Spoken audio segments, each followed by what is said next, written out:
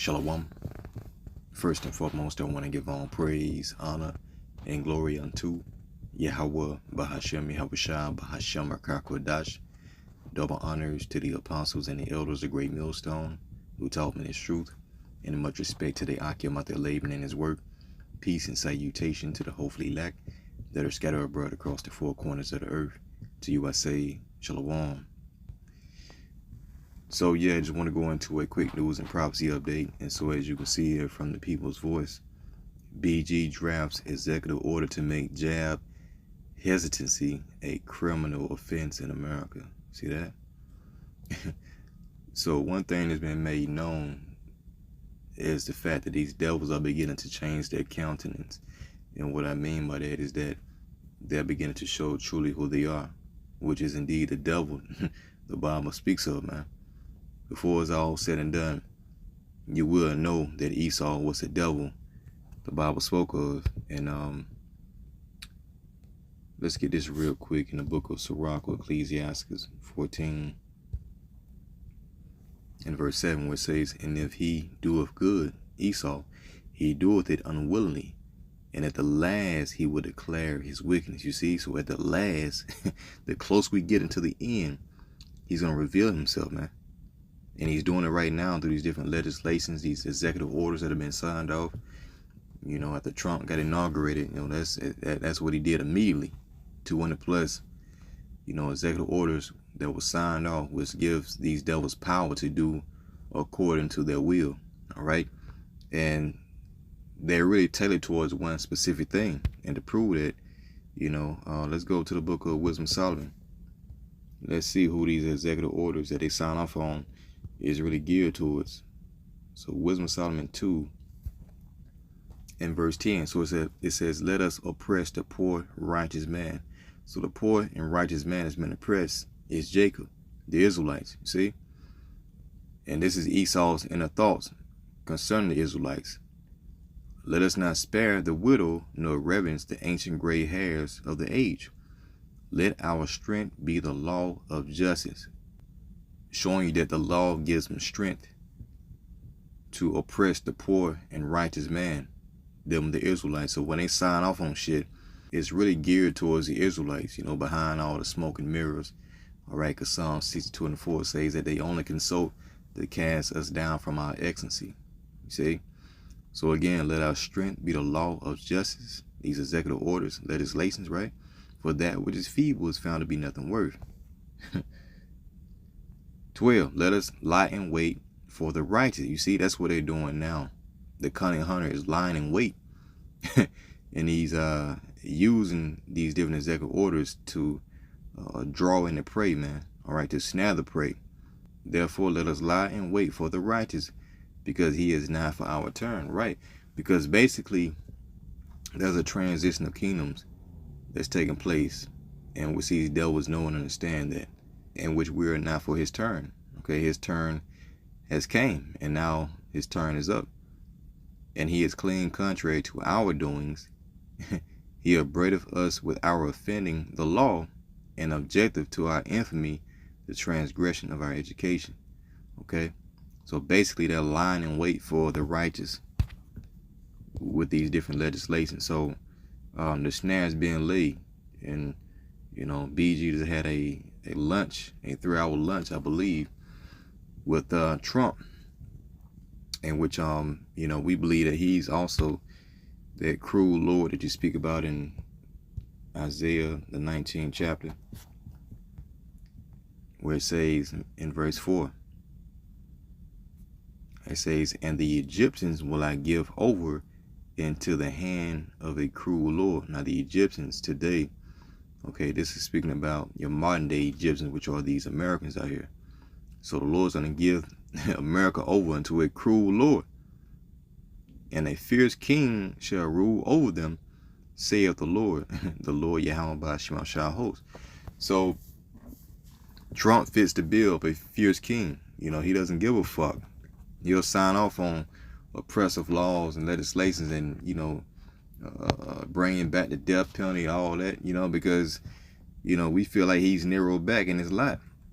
Okay, And so he has no problem sign off on these different legislation because he doesn't give a damn. They got the perfect candidate in there, man. So anyone who's pretty much opposing the jab, the juice, will eventually become a criminal. It will be a criminal offense, as if you're harming someone because, you're spreading whatever they got going on out here to others, and you're not looking out for the best of the people. So now you got to be considered a criminal, a dangerous criminal, in which they're going to justify themselves and locking you up and putting you in the prison. Going into Revelation 2:10, the devil should cast some of you into prison. But let's go here real quick to Revelation 13 and 11, because these are nothing more than draconian, laws that are being met. Okay. Revelation 13 and 11. It says, "And I beheld another beast coming up out of the earth." That beast represents America. "And he had two horns like a lamb, and he spake as a dragon." So this beast had two horns like a lamb. Horns represents power. And when you look at a lamb presents itself in a very docile, humble, and meek manner. Okay. So these two horns, which represents two political powers, the Democrat and Republican, patterned after the ancient Roman political system, the patricians, the plebeians and the patricians, right? In which that deadly wound from Rome would be healed, coming back as America, this beast right here. So they brought back the same system, pretty much, in which it speaks, as if it's for the people. We're going to do this, we're going to do that for the people, but behind the scenes, all right, they got executive orders, that are prescribed that's going to allow this man to accomplish exactly what he wants to do, which is ultimately to snare the people, okay, to come down with their wrath. So again, it says, "And he had two horns like a lamb, and he spake as a dragon." Yeah, dragon goes into Draco, the Athenian lawgiver who, had severe punishment for the smallest offenses, and those laws are coming back, okay? And this is just pretty much the first beginning stages of it. So again, BG draft executive orders to make jab hesitancy a criminal offense in America. The WF Forum, in conspiracy with BG, has devised a plan to sabotage Robert F. Kennedy Jr.'s nomination as health secretary. Why? Because RFK Jr. threatens their ultimate goal. Not really. So it says, ensuring everyone is subjected to mandatory, jabs every 6 months. No exceptions, no escape. All right. But it doesn't stop there. Jab hesitancy is being weaponized against us, tied to social credit score systems designed to strip away our freedoms. You see that? So this is Esau laying out snares and traps, by using the system as leverage to get you to bow down into his will. It says non-compliance, that'll make you a second-class citizen, unable to work, shop, or even access basic services. Now we go into Revelation 13 and 16 all the time, going to the market, how you're not going to be able to, buy or sell unless you got this mark. And this right here is just a prelude. The juice, the cocktail juice, that's a prelude into the Karagan, the chip. So it says this is the dystopian future we've been warning about, and the elite, they're so desperate to push this agenda through, they're not even bothering to hide anymore. There you go. So now this man is revealing, or he's showing his countenance. He's declaring his wickedness. See, the scriptures don't lie. Skip on down. It says the elites are taking their agenda to the next level, tying your jab status directly to a new social credit score system. Those with low scores or jab hesitancy could face arrest or total exclusion from society. Just like in Klaus Schwab's model society, China, all right, where the new digital wallet app only allows people with a 550 or higher social credit score to recharge their electric cars. See that? Are you ready for this to become your reality in the US and Europe? Obey your government, roll up your sleeve for those, all right, injections, or face being locked out of work, travel, or basic freedoms. And once it starts, the death spiral of control and compliance begins, man. All right, and this is the plan of these damn devils, in which a lot of people, who are gonna want to save their life, they're gonna bend the knee, unto Esau. They're going to accept this man's new world order. See that? So you got to ask yourself, as a Hebrew Israelite, man, when it comes down to this, because it's going to get there, what are you going to do to survive? Who are you going to lean on? As they take away your ability to work, in which you're not going to be able to buy the necessary things that you need to survive. Ultimately, you're going to go and take the Quran, man, if you don't have faith in our Lord Yahweh Ba'Shem Yahushua and report. Okay? So this is the hour of temptation. And when it all goes down, when these draconian measures are already set up and in place through these executive orders, man, they're going to come rounding you up. If you ain't got the juice or you ain't got the the Quran, all right, you're going to be ousted from society. And then, they're going to try to put you to death. So Revelation 2:10, fear none of those things which thou shalt suffer. Behold, the devil shall cast some of you into prison. The devil is Esau, right?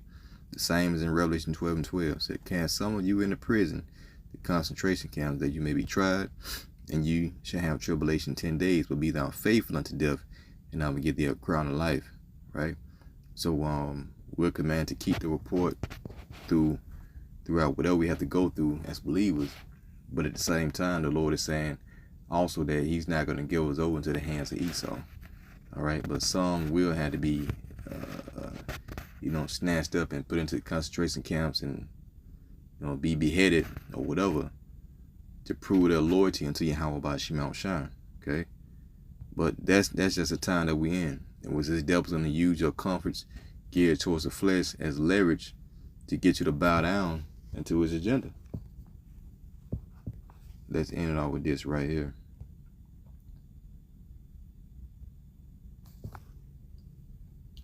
So what is it? Revelation the 11th chapter. Romans the 11th chapter. Let me see. Yeah, so Romans 11:4. It says, what saith the answer of the Most High to him? I have reserved to myself 7,000 men who have not bowed the knee to the image of all. And of course, 7 means completion.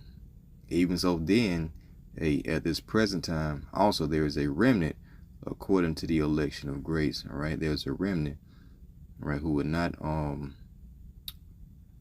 accept this man's system through faith in Yahweh Ba'Shem Yahushua. All right, in which the Lord allowed us to prepare our minds and to be established by faith, as Habakkuk 2:4 says.